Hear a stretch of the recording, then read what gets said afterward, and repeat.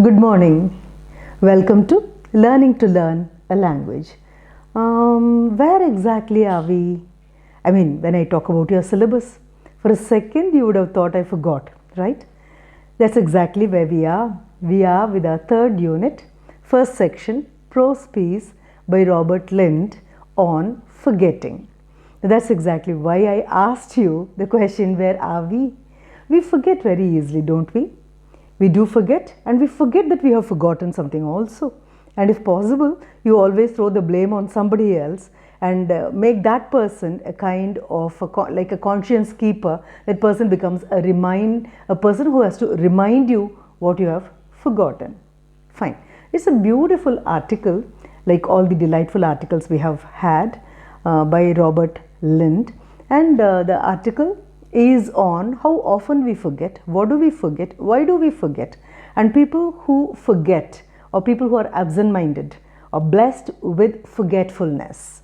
You got me right, blessed with absent-mindedness. What kind of people are they? As usual, the first section of your third unit is divided into basically into two types. One happens to be the warming up session, followed by the text, and of course you have the questions, after followed by the glossary and everything, right? Nothing has changed, it's the same. The only thing is, now you have been given a delightful excuse for your repeated forgetfulness. Now in the warming up session, there are a couple of questions. I am reminded of our youth, my youth, when I was of your age. Our teachers used to enter the class, and the moment they enter, if they catch one of us yawning even before the class has commenced, one exercise they would give is pull out from their handbags a couple of articles, totally unrelated articles, maybe stationery or some toys or whatever it is, scatter them on the table, ask us to come one after the other, look at whatever has been scattered on the table for a couple of minutes, go back, sit tight, and start recollecting what we saw on the table, right? And if we could easily remember at least 10 items that were on the table, our teacher used to really appreciate us and also helped us to remember things better. I still remember my teacher telling me to always go in for a combination of things. For example, if I find stationery, if I see a pencil or an eraser or a sharpener or a pen, she asked me to pull them all in my mind in one section. If I happen to see certain other things which are in a way or other related to each other, asked me to group them all together. That kind of grouping of things in my mind would help me to remember things better. That was very, very handy, and I have used it, that particular idea, many times in my life. Now coming back, your book also starts with a warming up session asking you to remember certain things. That is a little assignment, a game given to you, testing your memory power. Again, the second part of your warming up is a question asking you whether forgetfulness can be held as responsible for your misplacing things or losing things. Now, invariably we do. There are certain things which can never be placed properly. It should come out of habit. We never get into that habit. We misplace things, or we carefully place them where they should not be placed. Your vehicle key, your mobile phone, these fall into that category. Then some practical suggestions are given to you so that you can come out of this clumsy habit of misplacing things. There is a third part to your warming up also. Now it's a kind of addressing your class, asking your class what could be the reason for forgetfulness. Now what happens because you forget things, that's one thing. Second one is, what could be the reason, what could be the cause of your forgetfulness or absent-mindedness? Is it your preoccupation with something? That is, your head is like cobweb, your mind is like cobweb. It is cluttering, you have got so many things to be remembered. Could that be a kind of reason? Or you're essentially a very careless person? You do not take anything seriously to heart? That is, if you place something, do you place it consciously or unconsciously? So one could be preoccupation, the other one could be your carelessness, and this again throws much of light on your own habits, because we I have heard people praising the Japanese for their one habit. They have got a specific place for everything. If somebody gives you a phone call and would like to tell you the phone number or some important information, immediately we ask them to hold on for a second so that we can go in search of a pen and a paper, right? But even before you call a person, aren't we to know that if there is a need for a pen and paper, aren't we to be ready? Is it ethical on our part? Is it proper on our part to ask the other person to wait for a couple of seconds so that we search? And invariably we land up with a pen which wouldn't write at all, or a pen which wouldn't open at all. Fine. So whenever people praise the Japanese, they always make it a point to tell this particular thing. Japanese household, it need not be an office site, even the household, they don't go in search of things, because half the time is wasted on misplacing and half the time is wasted on searching for things which have been misplaced. So the easiest thing is having a place for everything, and make it a kind of a habit. You will not go in search of your brush and toothpaste every day morning, because you've got a specific place. You know, even if it is lost, you know where you should go in search of it. Fine. There is a beautiful warming up which is followed by, of course, Robert Lind's Forgetting. Before we get into the text, about the author. Now, he is an Irish writer, born in 1879, lived up to 1949, 47 if I remember right. Or I can have an allowance of forgetting that also. But a man who lived from the last part of a century to the initial phase of the first 4 decades of another century, right?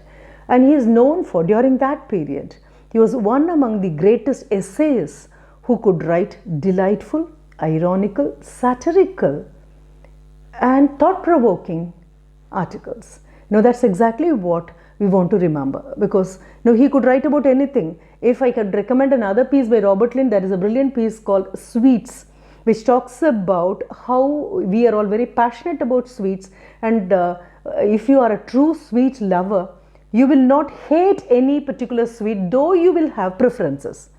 You will not have dislikes. When you are offered sweets, you will accept everything, but if you are offered an assorted form of sweets, you may go in for something. And he also wonders what really happens to human psyche as you grow older. You love sweets less. Like children go passionate, ecstatic at the sight of a piece of chocolate. That need not happen. That invariably does not happen with an adult. That's a brilliant article which probes into your psyche. It may look seemingly insignificant, love for sweets, but when you go through the essay, you find that there is some kind of a reason behind a person liking sweets and a person not liking sweets passionately. Right. Coming back to another article, Forgetting, and what really provokes Robert Lind to write such an article. He starts with the first paragraph where he goes on to say, fine, there was a list displayed in one of the great London railway stations. And what exactly is it? It is a long list, almost an unending list of objects abandoned or lost by travelers. Now this makes our writer, that is Robert Lind, think over the reasons that could be responsible for this kind of losing of objects, right? And he turns around, there is some kind of a similarity in whatever the objects that have been lost. He turns around and asks us a question. Is our memory that poor? Certainly not. Now, it has taken millions and millions and millions of years for the human being to evolve with this kind of a brain, and we are blessed with 6 senses, right? If that is true, we cannot afford to just brush aside that we are forgetful about everything. He asks us this very pertinent question. Every day, right, we come upon lots and lots of work. And have you come upon any man who has forgotten to lock the door before leaving for office? Certainly not. What do? We lock the door and we go in for a double check whether we have done it properly.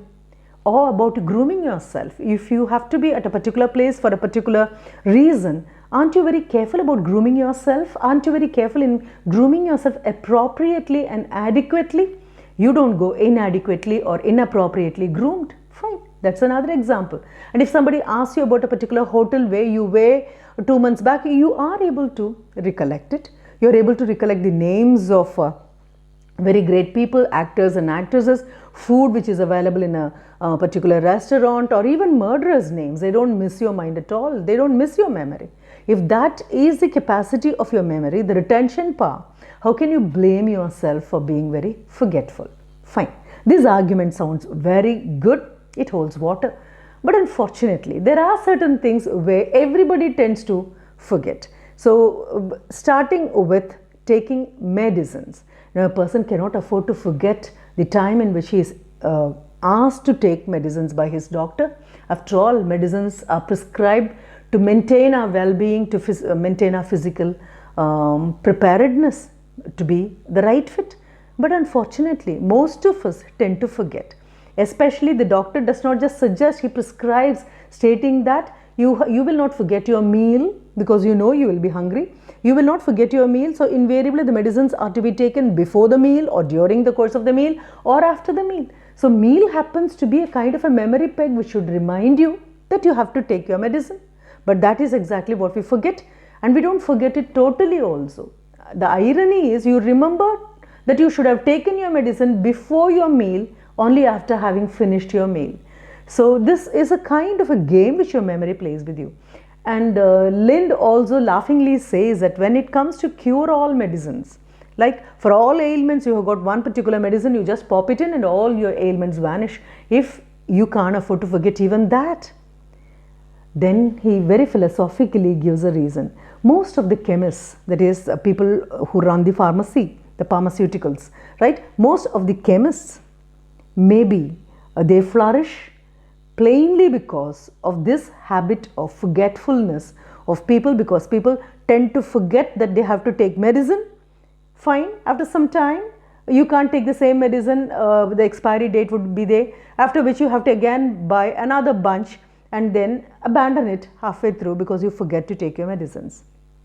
Then he moves on to the other aspect, leave alone medicines. Now what do we do with letters? That's another thing. But I really wonder whether you children could understand when I talk about posting a letter or being forgetful to post a letter. Because you belong to the 21st century, you are with the second decade, the close of the second decade of the 21st century, and you may not even have the habit of writing letter. If at all you write letter, that may be in your English composition or your Tamil composition, that is regional language composition, that is your language composition are where you have been asked, instructed, helped, guided and taught how to write a letter, how to start with a salutation, how to close a letter. All these are content of the letter and the different forms, the thematically how letters differ from each other. It can be a formal letter, informal letter, it can be a business letter, it can be a letter of complaint, it can be a letter to editor. You have loads of varieties in that, but we used almost every aspect of letter writing because we were compelled to, and we had no other way of communicating with each other. Those were the times of telegraphs and typewriters and letter writing. But unfortunately, electronic media has already come inside, as a result of which letter writing has lost its ground. Here, I would like to tell you, now there are certain letters which have the world famous letters, if I can put them that way. Great creative writers like John Keats, the letters he has written. Now those letters have almost become a piece of literature by themselves because they are so passionate, filled with emotion, loaded with wonderful words, as a result of which as you go through reading the letter, you feel as if the person who wrote the letter is standing right in front of your eyes. Why? Even in cinemas, letters played a very crucial role. Whenever the father reads a letter written by the son who ran away from the house, you will find the face of the son on the letter. As the father reads a letter, he could see his son's face. Letters were once upon a time very, very important. Even now, personally speaking, to people of my generation, letters are of great importance, especially when they are written by a person. The manuscript, it worth a million. Now coming back to Robert Lind. Robert Lind talks about a forgetfulness when it comes to posting a letter. He says, I would never trust a departing visitor, somebody who has come to see me, and before he leaves, most of us would ask him to post a letter because he may come upon pillar post boxes on the way or a post office on the way. He says, Lind says, I will not trust because even I cannot be trusted. Now I used to take the letter which I have to post in my hand, walk around thinking that when I go past a pillar post box, I would drop it there. But invariably, I'll be still holding it even after having passed the pillar post boxes. So what do I do? During such contexts, I'll just push it inside my coat pocket where it will stay for ages, safe, unposted.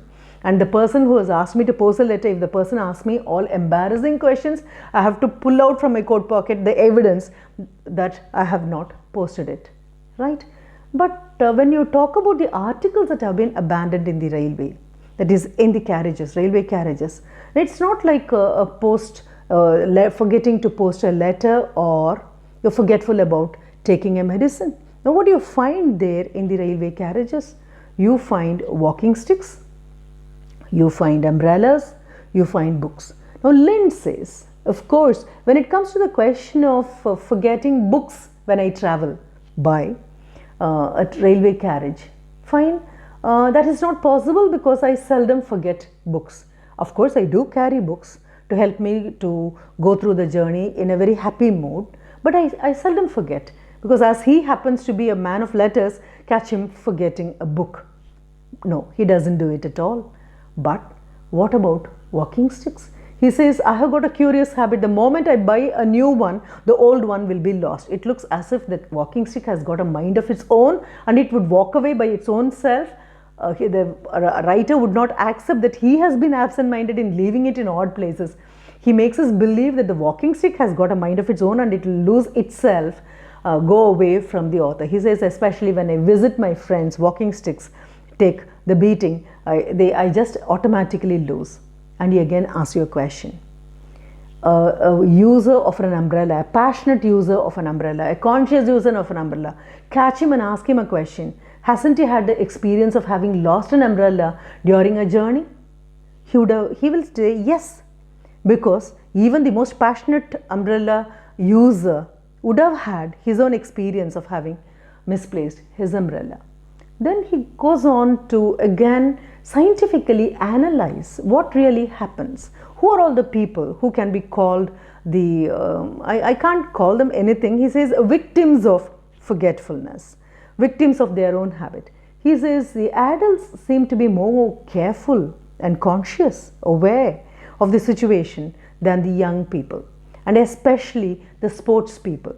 Now you find in the long list published by the Railways Department on the things that have been abandoned and found in the railway compartments, you have various objects that are being used by sports people. It may be a ball, it may be a racket, it may be a bat. All these are abandoned. Immediately Lind comes to the rescue. He is very supportive of a sports person. He says, how do you expect a young lad who has just then won a match to remember a ball or a bat when he is traveling in a train? The moment he boards a train, takes his seat, he would have just wandered into the dreamland of memories. He would be savoring every little second, getting the taste of the happiness of every little second he spent on the field, on the sports field, on the track. Now you can't expect him to remember all these. He would have become, if I can quote Robert Lind, a very beautiful phrase, he says, citizens of dreamland. Most of these students also become citizens of dreamland the moment the teacher opens a book or opens to give her mouth or his mouth to give a speech. We are just drifted away into the land of dream without any difficulty. We just swim away into the land of dreams and we don't make an exit at all. We never make an exit. We become the permanent citizens of the land of dreams. And that's what happens to sports people, and no wonder they forget the things which they carry with them. He also is very supportive of the anglers, right? People who love to go for fishing. He says fishing rods again, the moment they board a train or the moment they get back home, they understand that they have forgotten, misplaced the fishing rod elsewhere, because an angler, the moment he throws a line for a fish, what does he do? He sits patiently, contemplating, musing, not about the fish, about the happiness he would derive when he gets a good catch. Fine. And that's exactly how you find the fishing rods also abandoned. Then he supports this idea with something very strong. He says, people who forget are not less intelligent. People who forget are more than the mediocre. What do you mean by mediocre? An average person. A person who is not a genius nor a dullard, a person who is in between this, an average minded person.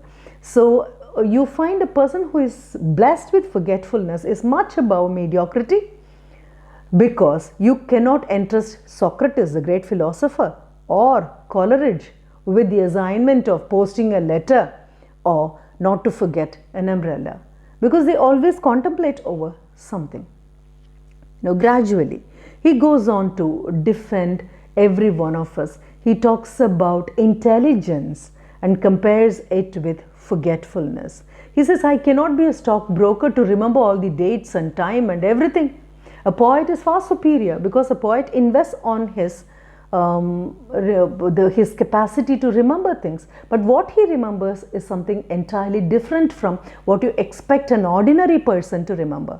A poet may not remember the mundane things. A poet may not remember the things which you hold very precious. He may not remember dates, he may not remember days, he may not even remember the time or the place where something happened. He may not even remember the names of people. But what does he remember? He remembers all those things which he draws from his memory when he is enjoying the tranquil ambience with nature. So when he is in tranquility, what is he able to do? He is able to open up the fountainhead of his imagination. And of course, if you are a person who is filled with only forgetfulness, imagination is impossible for you. What do you imagine? You imagine things which are not easily accessible to other people. So certainly a poet is far superior to a stockbroker, because a poet invests on his memory, but memory of what he chooses to remember. He goes on to talk about politicians. Now, do politicians have brilliant memory, or they really suffer from want of memory? He asks you this question. Either their mind should be like a sieve, right? What do you call a sieve? Kind of a filter. It has to be a sieve that it drains out everything, it empties whatever is put into it.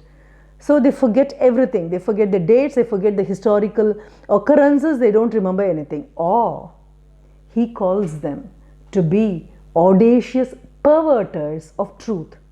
Now they have the audacity, they have the courage.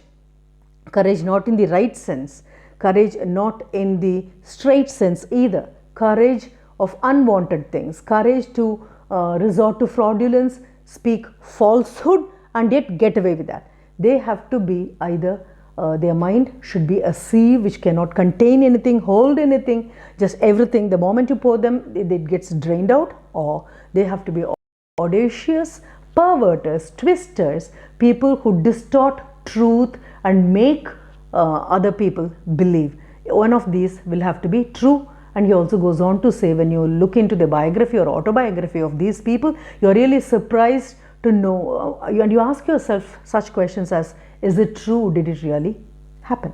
Fine. Then, he knows he is on a very, very serious line, and you have, all your smiles have now disappeared, and you have, I think even the students look very anxious and worried about their forgetfulness, because they are always invariably, very regularly, unfailingly, they forget when it comes to the examination hall. Your panic, your anxiety may cause a kind of forgetfulness. You may forget the answer. You forget many things which you compelled yourself to remember the previous day. But ironically, the moment you step out of the examination hall, after 3 hours, everything comes flooding into your mind, right? Don't worry, you're not the only person upon the planet who suffers from this curious sickness of forgetfulness at a given point of time. It almost looks like selective amnesia. When you want, it is not there. When you don't want, don't worry, it is always there. The beautiful essay comes to a conclusion, a fitting finale.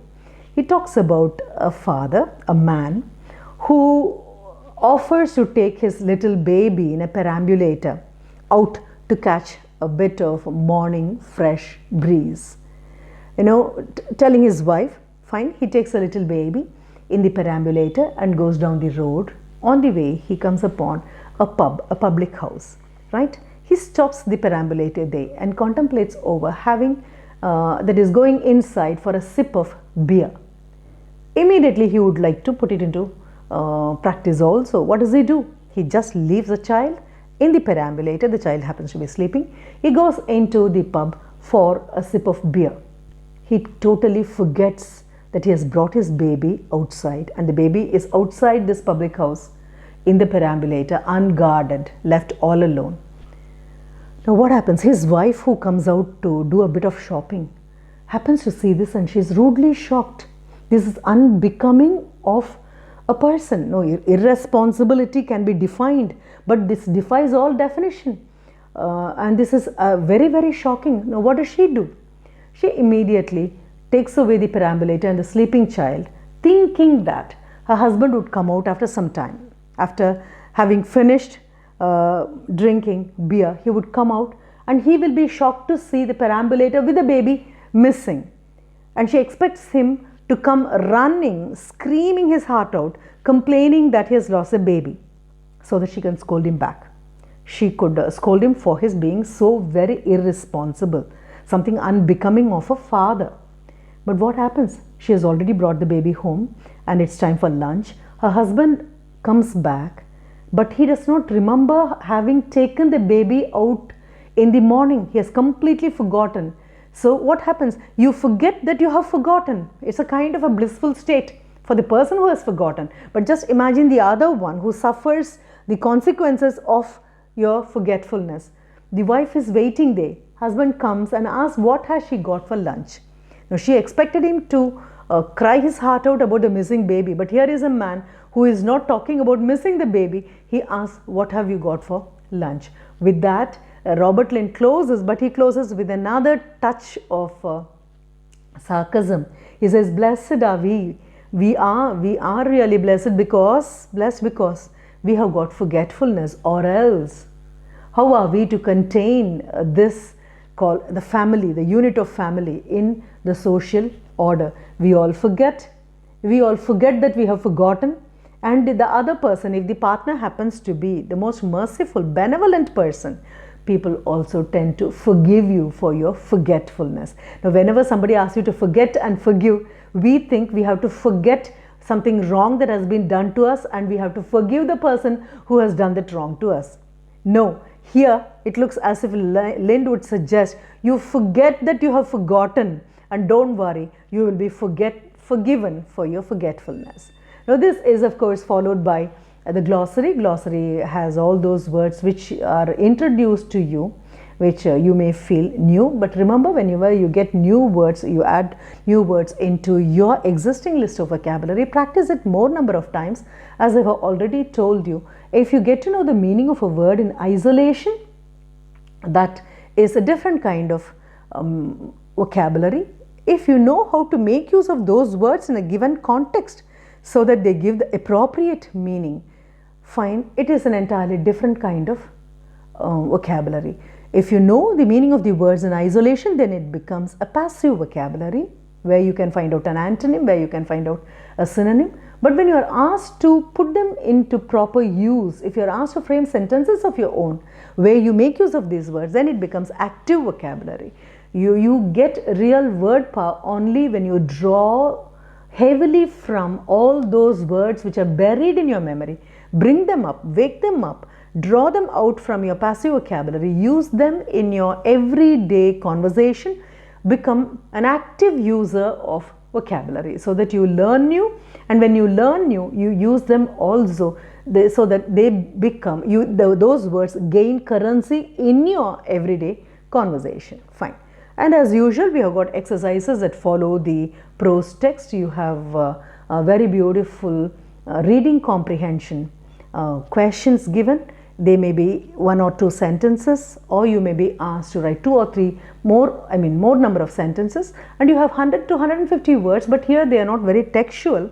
You are rather asked to write general ideas. Now, which I personally feel it's a kind of an encouragement given to you so that you will make use of all the newly acquired words in your storehouse of vocabulary. More than that, you also have homonyms, homophones, and homograph. Now, what do I mean by homograph? It is words when they are written, they appear the same, but the position they occupy in a sentence gives them an entirely different meaning. The examples that are given in your textbook happen to be park, bat. Park is a place where you visit, a place which is wooded with trees and plants, the place of relaxation, a place of recreation where people gather, right? Another thing is to park is to place. You park your vehicle in the parking slot. And bat can be the object called bat, or when it is used as a noun, it is the object. When it is used as a verb, you bat with your bat. And there is another noun, bat happens to be the name of an animal, which is neither an animal or a bird. Fine.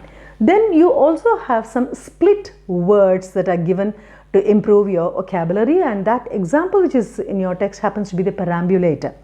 You know, perambulator is quite a long word and you use them as pram.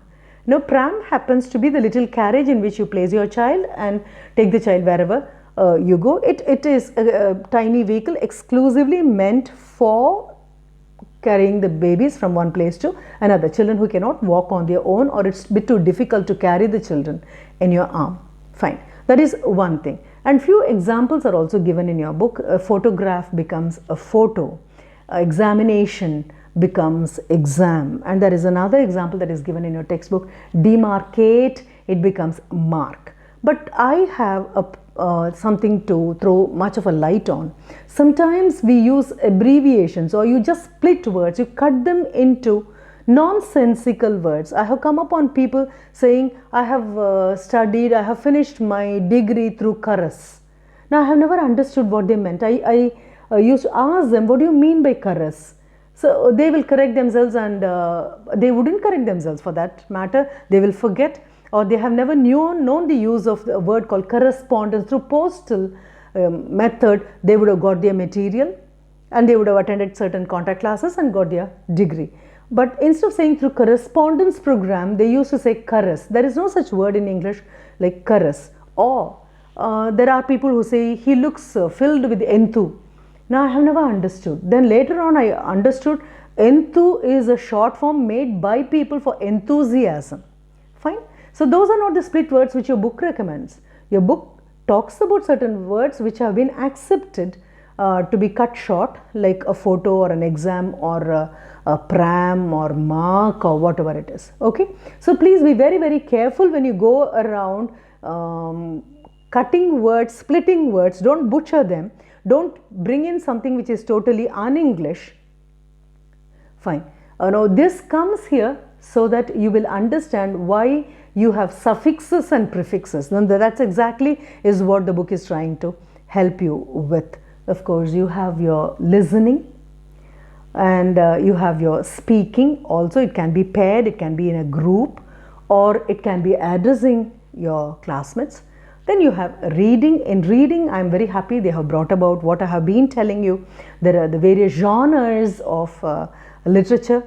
Your book talks about the fiction and the non-fiction aspect of creative writing. I have told you about prose and verse, and in prose what are all the sections, but in your book takes only the prose part of it, and it talks about the fiction and non-fiction, wherein again you can further classify it as something, the subjective literature, the objective literature, the therapeutic literature and the diagnostic literature. You know, as a student of 11th standard, you are expected to know more than what the book gives you. Book is after all one source of information. Your teacher happens to be another, but there are various other sources from where you draw as much as you can find. In your reading comprehension, as I was telling you, the book talks about the fiction aspect, where you have short stories and novels and drama, everything that comes under fiction, where you create, you fabricate something with a bit of facts. It need not be true. The characters need not be alive. You may not come upon such characters in your everyday life. But I personally feel whatever you call fiction, it has certain grounded facts, because most of the authors write from their personal experience. The fountainhead of whatever they write happens to be the heavily loaded, rich experience which you and I might not have had. Your book talks about science fiction, and whom do you call as a father of science fiction in Tamil literature?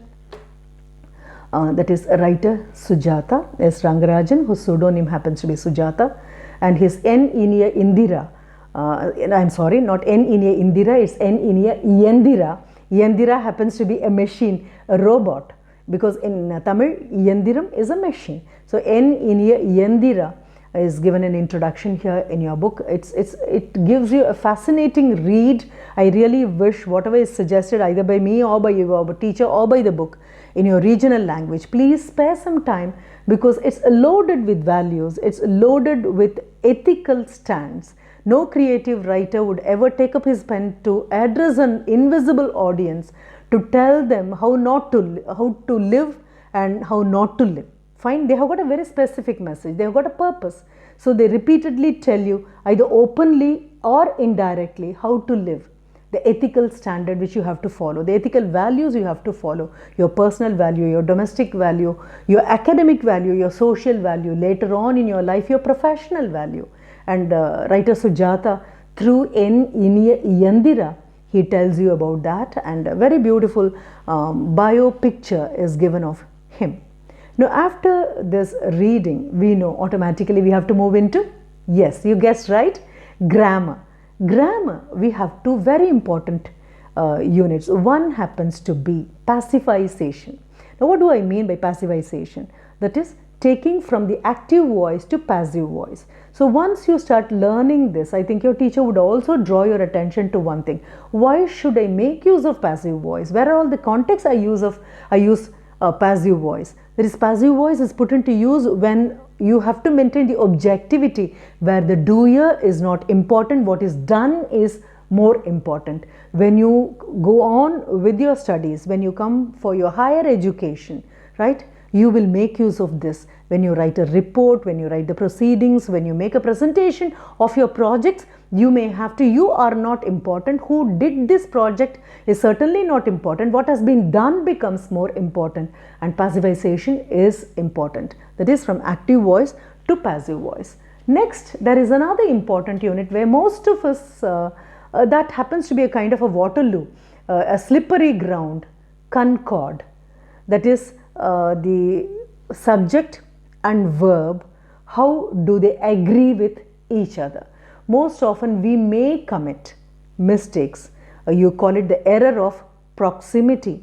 If the verb is preceded by a noun which is plural, one of the boys, immediately we will mistake boys to be the subject and not one of the boys to be the subject, and we may follow that with a plural verb. We have to be very, very guarded. Your book goes on to talk about that. Fine. After which we have our writing assignment, and you might have expected, you have been taught on what exactly you have to do with the passive form of the verb. Once you learn passive form of the verb, you have to go in for report writing, and it doesn't stop with report writing. Also, you have been asked to give a bio picture of a person. What are all the things you have to take into consideration? I would really appreciate, because we already had Khushwant Singh's portrait of a lady. So why don't you gather information about your grandparents from them, from your parents, from your uncles and aunts. Gather as much of information as possible. It's just not the name, it's just not the age, it's just not the occupation they held, it's just not their experience. Look at it from an extremely objective point of view and give a beautiful bio picture of your grandmother or grandfather. When I tell you this, you will go back to Khushwant Singh, read that particular article once again, and you will understand how this a blueprint that has been provided to you in your third unit, first section, prose, that is when you learn about Forgetting by Robert Lind. There is a brilliant blueprint given, a framework given, a skeleton given. You may have to add flesh and blood to it and infuse breath of fresh life into it. So it can be, why don't you make, not of eminent people. Writing about eminent people is always a, don't worry, much has been written about eminent people, but nothing has been written about your grandfather or grandmother, for which you can be the pioneer in your family for that. Go collect it and then sit and write a beautiful bio picture of your grandparents. That is my personal request, right? Apart from what has been assigned to you by your textbook. Then you have reporting also. After reporting, almost you have completed the first section of the first unit, that is first section of the third unit, that is Robert Lentz on forgetting. Thank you. Thanks a lot for listening. Thank you.